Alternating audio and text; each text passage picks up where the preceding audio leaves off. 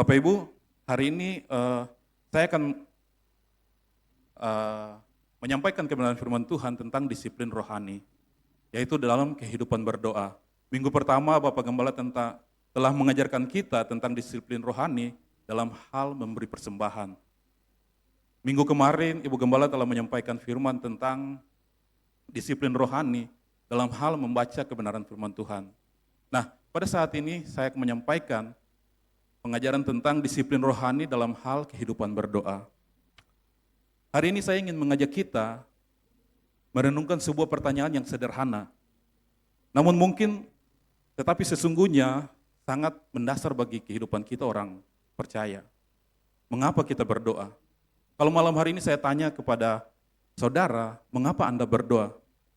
Mungkin sebagian besar dari kita akan menjawab bahwa agar Tuhan memberkati, agar keluarga saya dipulihkan, agar ekonomi saya dipulihkan, agar suami saya bertobat, istri saya bertobat. Semua jawaban itu benar Bapak Ibu, tidak ada yang salah. Tapi kalau saya bertanya satu lagi kepada Bapak Ibu Saudara, jika suatu saat nanti Tuhan menjawab setiap pergumulan kita, doa-doa kita, hidup kita diberkati, keluarga kita dipulihkan, ekonomi kita dipulihkan, anak-anak kita berhasil, tapi Tuhan berkata, mulai saat ini engkau tidak akan merasakan kehadiranku lagi. Apakah kita masih menganggap bahwa diri kita diberkati?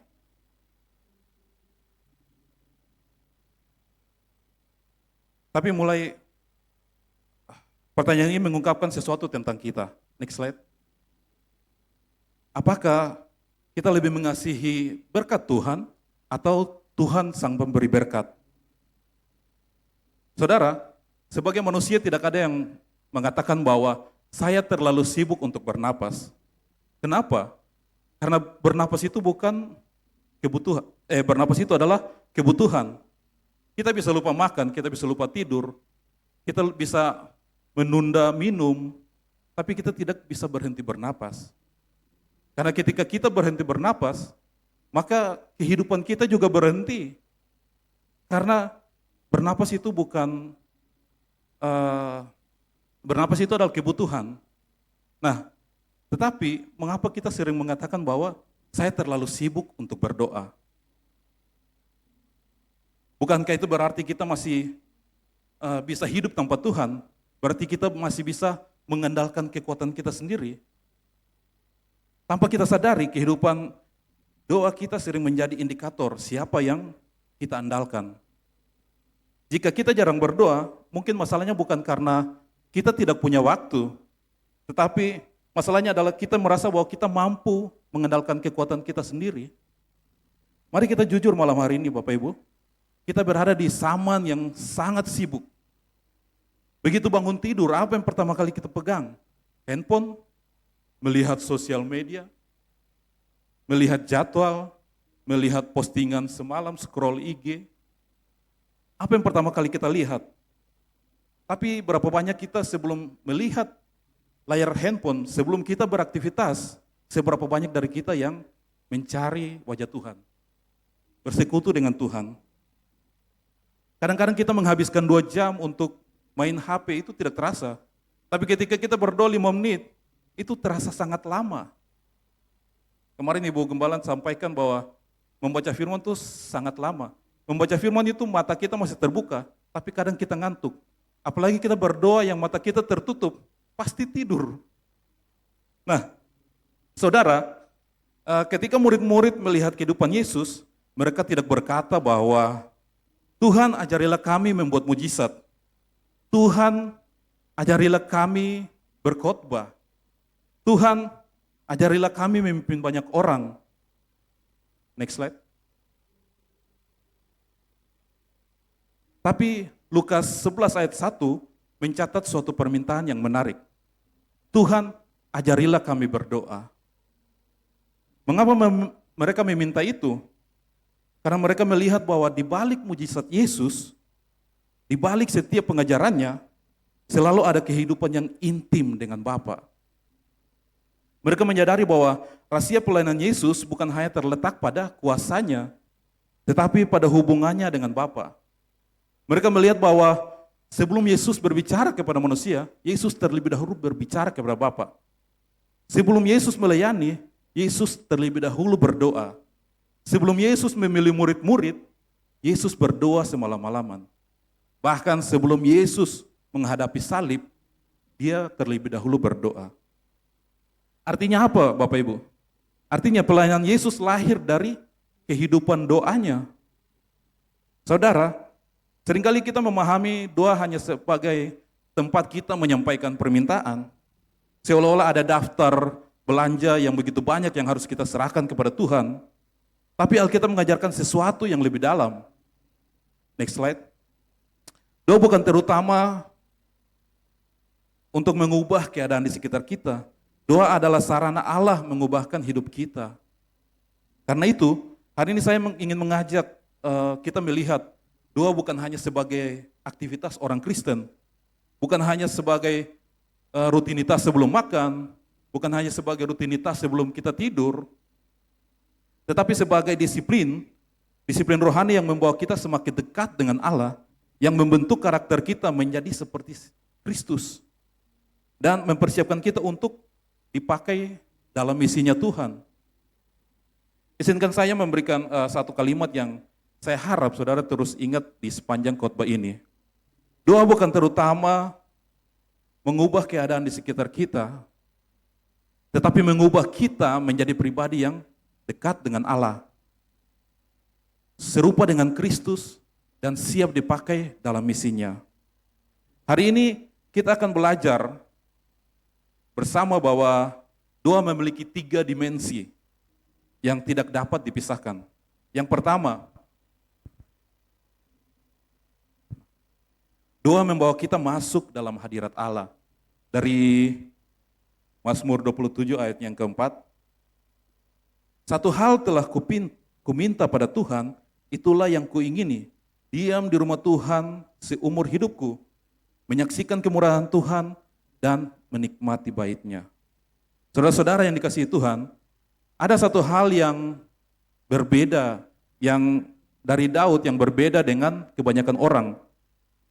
Ketika hidup berada dalam tekanan, ketika hidup berada dalam masalah, musuh sedang mengejar, yang pertama-tama Daud tidak memulai doanya dengan meminta jalan keluar, meminta jawaban Tuhan.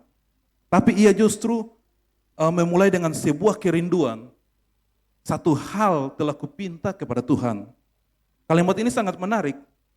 Karena biasanya hidup kita ketika kita ada masalah, doa kita dipenuhi banyak permintaan. Kemarin di Kul Dewasa itu, Pak Martin bilang kesaksian bahwa kalau kita ada masalah, pasti kita rajin sekali berdoa. Hampir setiap hari kita mencari Tuhan dengan begitu banyak permintaan-permintaan. Tapi di sini kita belajar jauh lebih dalam daripada itu, Tuhan. Belajar dari Daud bahwa ketika dia dalam masalah, dia tidak langsung mencari jawaban daripada Tuhan. Tapi yang dia cari adalah menikmati hadirat Tuhan. Satu hal telah kupinta kepada Tuhan. Kalimat ini sangat menarik. Karena biasanya ketika hidup berada dalam masalah, doa kita dipenuhi banyak permintaan. Tetapi Daud berkata satu hal, bukan karena Daud tidak memiliki masalah, bukan karena hidup Daud sedang baik-baik saja, tapi karena Daud telah menemukan sesuatu yang lebih dalam daripada jawaban doa, yaitu hadirat Allah sendiri. Perhatikan kalimat Daud, ia berkata, diam di rumah Tuhan seumur hidupku, menyaksikan kemurahan Tuhan, dan menikmati baitnya. Perhatikan kata-kata diam, menyaksikan, menikmati. Tidak ada satu kata pun yang berorientasi pada permintaan. Tidak ada kata Tuhan berikan, Tuhan lakukan, Tuhan selesaikan. Tapi yang ada justru kerinduan untuk menikmati pribadi Tuhan. Seberapa banyak kita yang ketika ada masalah, kita lebih rindu jawaban Tuhan atau pribadi Tuhan. Saudara, inilah yang sering hilang di dalam kehidupan kita orang percaya. Ketika kita begitu sibuk berbicara kepada Tuhan, sampai kita lupa menikmati hadirat Tuhan. Kita terlalu fokus kepada jawaban doa, sampai kita lupa bahwa kepada Sang Pemberi jawaban itu sendiri. Padahal tujuan terbesar doa bukanlah mendapatkan sesuatu dari Tuhan. Tujuan terbesar doa adalah mendapatkan Allah itu sendiri. Bukan mendapatkan jawaban, tapi mendapatkan Allah sendiri.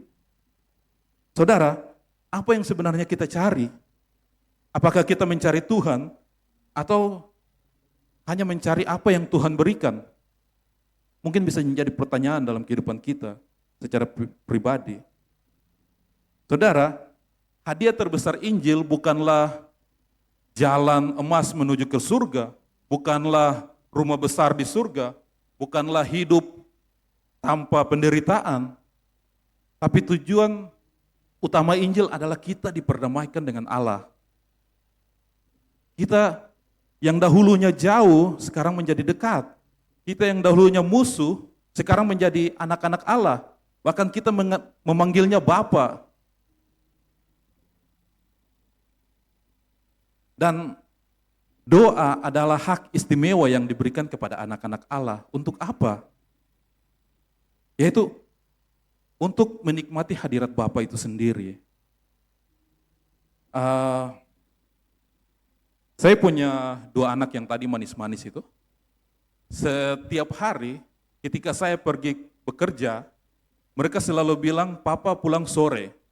Papa jangan pulang malam," sampai sedikit-sedikit nada mengancam. "Jangan pulang malam." Oke. Tapi jarang juga sih saya pulang sore, karena kalau pulang sore itu macet, pasti lama di jalan. Nah, tapi ketika saya pulang, anak-anak saya mendengar suara motor, itu mereka udah langsung lari bersembunyi. Mereka bermain petak umpet. Dan ketika saya masuk ke rumah, saya secara otomatis langsung bergabung dalam game tersebut, petak umpet. Saya sambil melepaskan barang-barang, saya bilang, di mana ya kakak, di mana ya dede? Mereka udah bersembunyi di lemari, di bawah tempat tidur, di gudang, mereka udah bersembunyi. Kadang sambil cari-cari ketemu, langsung bilang, peluk-peluk dulu. Nah, anak-anak ingin dekat dengan bapaknya. Sebagai orang tua, sebagai bapa, bukankah itu sesuatu hal yang menyenangkan? Kita bisa bermain dengan anak-anak kita bisa menikmati waktu kebersamaan dengan mereka. Bukan karena anak-anak itu membawa sesuatu, tetapi mereka menikmati kebersamaan. Coba kita balik, ketika setiap kali kita datang, anak-anak selalu memberikan kita daftar list permintaan. Papa belikan ini, papa belikan itu, papa bayarkan ini. Lama-kelamaan itu hubungan menjadi hubungan yang transaksional. Sekarang bayangkan, saudara-saudara, bukankah kadang-kadang kehidupan doa kita juga seperti itu? Kita datang kepada Tuhan hanya ketika kita membutuhkan sesuatu. Padahal Tuhan dahulu merindukan hubungan daripada permintaan. Next slide. Lukas 10 kita belajar dari kisah Maria dan Marta. Bapak Ibu, Marta sibuk melayani, ia bekerja keras. Semua yang ia lakukan itu benar. Tetapi Maria memilih duduk di kaki Yesus. Ketika Marta mengeluh, apa kata Yesus? Yesus berkata, Maria telah memilih bagian yang terbaik. Apa itu bagian yang terbaik? Bukan karena Maria tidak bekerja, tetapi sebelum Maria bekerja, Maria lebih memilih duduk di kaki Yesus, menikmati Yesus, menikmati kehadiran Yesus. Saudara-saudara, pelayanan tanpa persekutuan dengan Tuhan akan menjadi aktivitas yang melelahkan. Ibadah tanpa keintiman akan menjadi rutinitas. Doa mengingatkan kita bahwa sebelum kita bekerja bagi Tuhan, kita dipanggil untuk bersama-sama dengan Tuhan, untuk tinggal bersama Tuhan. Doa bukan tempat kita mendapatkan apa yang paling kita inginkan. Doa adalah tempat kita belajar bahwa Tuhan adalah pribadi yang paling kita butuhkan. Kita harus mengerti itu. Kita membutuhkan Tuhan, sangat membutuhkan Tuhan. Bukan Tuhan yang harus mengikuti keinginan kita. Next slide. Poin yang kedua Bapak Ibu, doa mengubah kita menjadi serupa dengan Kristus. Di dalam Matius 26 ayat 36 sampai 46, saudara-saudara, ada satu tempat yang menurut saya merupakan sekolah doa yang paling dalam di dalam Alkitab. Tempat itu bukan di atas bukit ketika Yesus mengajar ribuan orang, bukan di tepi danau ketika Yesus meredakan badai, bukan juga di tempat Lazarus dibangkitkan, tetapi di sebuah taman yang sunyi, yaitu Taman Getsemani. Di sana kita melihat bahwa doa bukan sekedar percakapan dengan Allah. Doa adalah tempat di mana kehendak manusia dibentuk tunduk kepada kehendak Tuhan. Malam itu adalah malam yang paling berat dalam kehidupan Yesus. Dalam beberapa jam ke depan, dia akan dikhianati oleh salah satu muridnya. Dia akan ditinggalkan oleh teman-temannya. Dia akan disalibkan. Dia akan dicambuk. Bahkan yang paling dalam, dia akan menerima murka Tuhan atas dosa manusia. Di dalam Lukas sampai mencatat bahwa keringatnya, peluhnya, itu menjadi seperti titik-titik tetesan darah. Dalam keadaan seperti itu, apa yang Yesus lakukan? Yang Yesus lakukan adalah ia berdoa. Yesus datang dengan kejujuran. Next slide. Matius 26 ayat 39 berkata, "Ya Bapakku, jikalau kiranya mungkin, biarlah cawan ini lalu daripadaku. Tetapi janganlah seperti yang kukehendaki, melainkan seperti yang engkau kehendaki." Perhatikan doa Yesus. Ia tidak pura-pura kuat. Ia tidak menyembunyikan pergumulannya. Ia datang kepada Bapa dengan hati yang terbuka. Ia mengungkapkan setiap rasa sakitnya, setiap pergumulannya, setiap ketakutannya. Saudara, ini mengajarkan kepada kita bahwa doa bukan tempat kita memakai topeng. Doa adalah tempat kita di mana kita boleh datang apa adanya kepada Tuhan. Tuhan tidak meminta kita datang sebagai orang yang sempurna. Ia mengundang kita datang sebagai anak-anak yang jujur di hadapan Bapa. Saudara, setelah Yesus selesai berdoa di Taman Getsemani itu, apakah salibnya dibatalkan? Tidak. Apakah Yudas bertobat? Tidak. Apakah tentara Romawi tidak jadi datang? Tidak. Apakah penderitaan berhenti? Tidak. Lalu apa yang berubah pada saat itu ketika Yesus selesai berdoa? Yesus sendirilah yang berubah. Bukan dalam artian dia berubah dari tidak taat menjadi taat, bukan. Tapi Yesus berubah dari dalam kemanusiaannya, ia diteguhkan untuk memikul salib sampai selesai. Ia bangkit dari doa dengan keberanian. Ketika Yudas datang, Yesus tidak melarikan diri. Ia malah berdiri, ia berkata kepada murid-muridnya, "Bangun, marilah kita pergi." Pergi ini bukan lari dari Yudas, tapi pergi mendatangi Yudas. Saudara-saudara, karena doa telah menyelaraskan hatinya dengan hati Bapa. Jadi dia berubah, dia tidak takut lagi. Dia siap menghadapi salib itu. Saudara, kadang kita kecewa setelah berdoa keadaan belum berubah. Tetapi pernahkah kita berpikir bahwa mungkin Tuhan sedang menjawab doa kita dengan sesuatu yang lebih dalam. Mungkin keadaan belum berubah, tapi hati kita yang berubah. Next slide.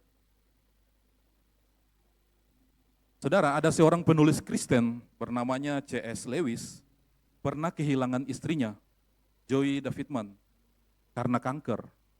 Dia sangat terpukul dan dia menulis pergumulannya dalam buku A Grief Observed. Ia mengaku bergumul, bertanya, bahkan merasa sunyi di hadapan Allah. Namun melalui doa yang terus-menerus, ia menyadari sesuatu yang mendalam. Ia berkata, "Aku berdoa bukan untuk mengubah Allah, tapi aku berdoa karena aku yang perlu diubah." Lewis tidak mendapatkan semua jawaban yang ia inginkan. Istrinya tetap meninggal, kesedihan tetap ada, tetapi imannya menjadi lebih dalam kepada Tuhan. Ia mengenal Allah bukan hanya sebagai tempat pemberi jawaban, tetapi Allah yang setia menyertai. Bukankah itu yang sering kita alami? Kadang Tuhan tidak mengangkat badai dalam hidup kita, tapi Tuhan menyertai kita berjalan di tengah badai itu. Amin. Saudara, mungkin hari ini ada di antara kita yang sedang membawa pergumulan, ada yang berdoa untuk anaknya, ada yang berdoa untuk rumah tangganya dipulihkan, ada yang berdoa untuk sakit penyakit, ada yang berdoa untuk pekerjaan, ada yang berdoa untuk studi. Saya ingin mengatakan kepada saudara bahwa tetaplah berdoa. Jangan berhenti berdoa. Tetapi ketika saudara berdoa, tambahkan satu kalimat. Tuhan, bukan hanya ubah masalahku, bukan hanya berikan jawaban dari doaku, tapi ubahlah aku. Aku yang perlu diubah. Kalimat ini sederhana, tetapi akan mengubah seluruh kehidupan doa saudara. Karena melalui saat itu tidak ada lagi hanya mencari solusi. Kita tidak hanya mencari solusi. Saudara-saudara sedang mencari sebuah transformasi, sebuah perubahan. Next slide. Doa yang sejati tidak selalu mengubah keadaan, tapi doa yang sejati selalu mengubah orang yang berdoa. Jadi kita berdoa, kita yang diubahkan, bukan masalah kita selesai. Bukan Tuhan memberi kita jawaban doa, tapi kita yang diubahkan, Bapak Ibu. Saudara, dan ketika seorang telah lama tinggal di hadirat Tuhan, serta diubahkan oleh Tuhan, ia tidak berhenti hanya sampai di dirinya sendiri. Ia akan mulai bertanya, Tuhan, setelah Engkau mengubah aku, apa yang harus aku kerjakan? Doa bukan hanya membawa kita kepada Allah, doa bukan hanya mengubah kita, tapi doa juga akan mengutus kita untuk menjadi bagian dalam misinya Allah. Next slide. Poin yang ketiga, doa mengutus kita untuk mengambil bagian dalam misinya Allah. Dari Matius 6 ayat 9 sampai 10 tentang doa Bapa kami. Datanglah kerajaanmu, jadilah kehendakmu di bumi seperti di surga. Saudara, setelah kita melihat bahwa doa membawa kita kepada Allah, doa mengubahkan hati kita, dan sekarang kita sampai di dimensi yang ketiga. Doa tidak berhenti di ruang doa, doa tidak berhenti di hati yang diubahkan, doa yang sejati akan mengutus kita keluar. Inilah yang sering kali hilang dalam kehidupan orang percaya. Kita berdoa untuk damai, kita berdoa untuk berkat, kita berdoa untuk pertolongan, tapi jarang sekali kita bertanya kepada Tuhan, Tuhan setelah Engkau mengubah aku, apa yang harus aku lakukan? Saudara, doa Kristen bukan hanya membuat kita nyaman di hadirat Tuhan, doa Kristen juga membuat kita siap diutus oleh Tuhan, siap dipakai menjadi tangannya Tuhan. Yesus mengajarkan murid-muridnya berdoa, dan perhatikan bagian awal dari doa Bapa kami. Datanglah kerajaanmu, jadilah kehendakmu di bumi seperti di sorga. Menarik sekali, sebelum Yesus mengajarkan tentang kebutuhan kita sehari-hari, ia terlebih dahulu mengarahkan murid-muridnya kepada kerajaan Allah. Artinya, doa bukan pertama-tama tentang Tuhan berkati kebutuhanku, berkati rencanaku, berkati keinginanku. Doa yang dewasa mulai bertanya, Tuhan apa yang Engkau ingin kerjakan dalam hidupku? Biarlah hidupku ini berguna dalam pekerjaanmu. Next slide. Ada seorang hamba Tuhan, John Piper, sering menekankan bahwa tujuan utama hidup orang percaya adalah kemuliaan Allah. Karena itu doa bukan hanya tentang mengubah hidup kita jadi lebih baik. Doa adalah cara kita menyelaraskan hidup kita dengan tujuan Allah.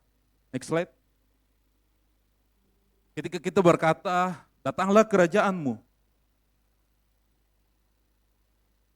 Itu artinya kita sedang berkata, Tuhan, biarlah kehendakmu yang terjadi.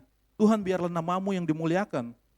Tuhan, pakailah hidupku untuk menghadirkan kasih-Mu di dunia ini. Next slide. Contoh yang paling sederhana dalam Yesaya 6 ayat 6 sampai 8. Yang pertama, Yesaya melihat Tuhan. Ia melihat kemuliaan dan kekudusan Tuhan. Kudus, kudus, kuduslah Tuhan semesta alam. Yang kedua, Yesaya melihat dirinya sendiri.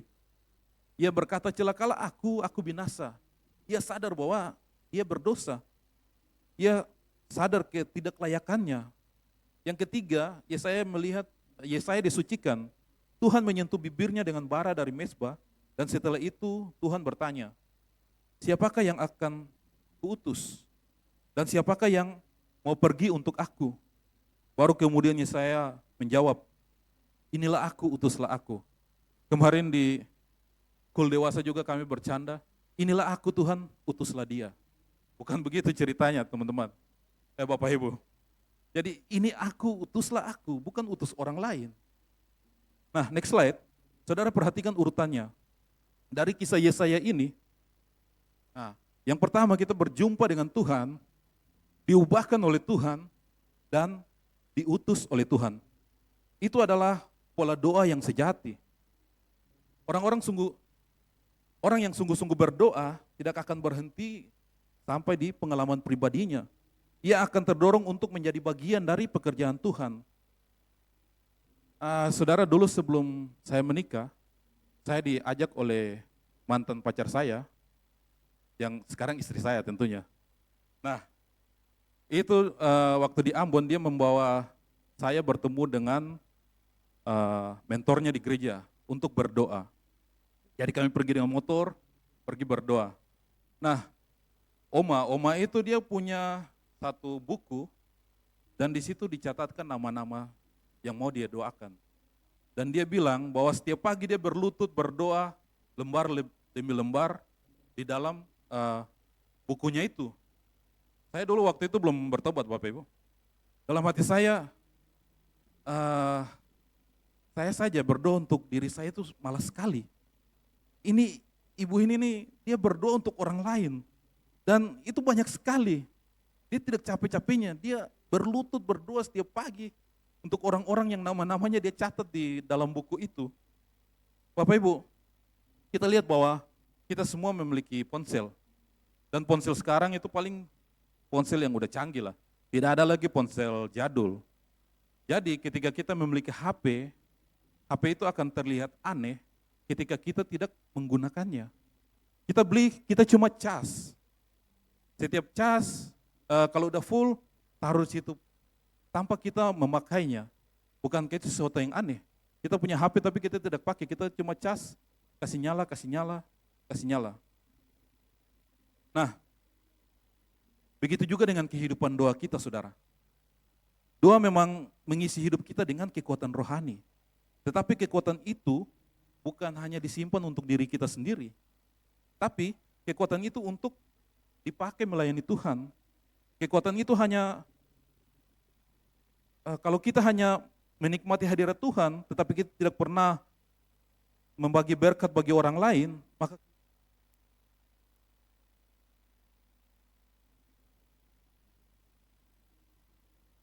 doa yang sejati selalu bergerak keluar, Bapak Ibu.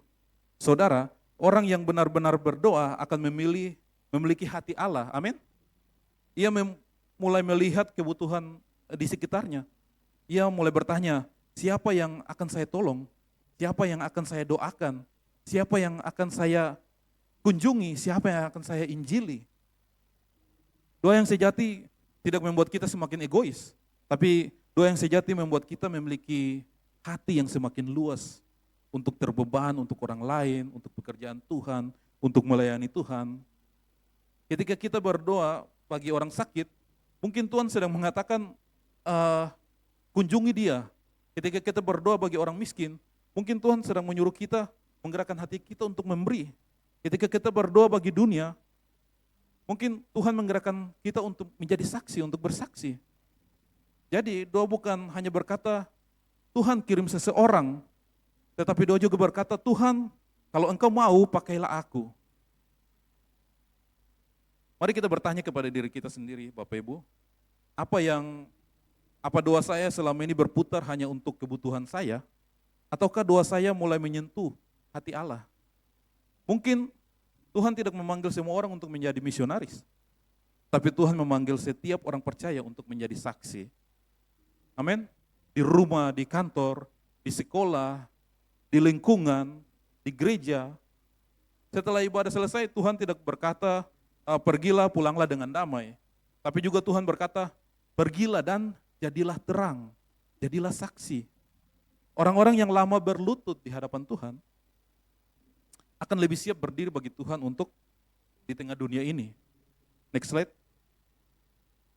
Doa yang sejati tidak hanya membawa kita masuk ke hadirat Allah, tapi juga mengutus kita untuk menghadirkan kasih Allah, untuk menghadirkan kebenaran, untuk menghadirkan kemuliaan Allah di dunia ini.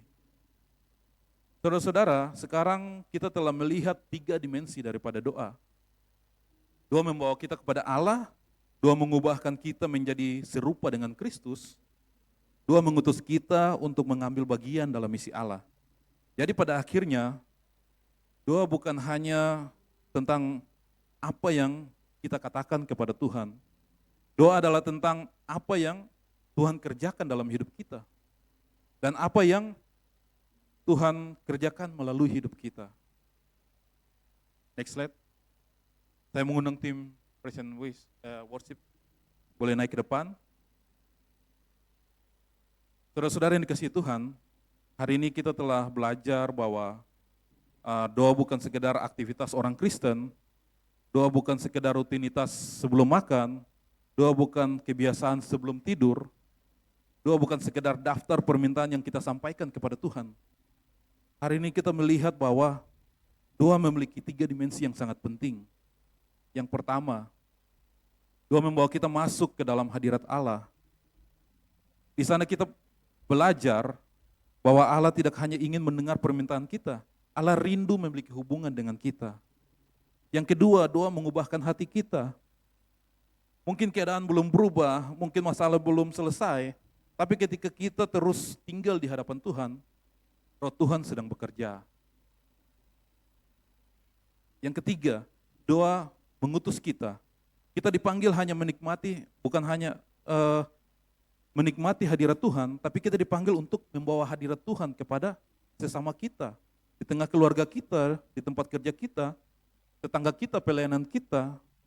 Doa membuat kita menjadi bagian, menjadi jawaban bagi doa-doa orang lain. Amin. Sekali lagi, doa bukan terutama mengubah keadaan, doa mengubahkan kita. Mungkin kita angkat pujian.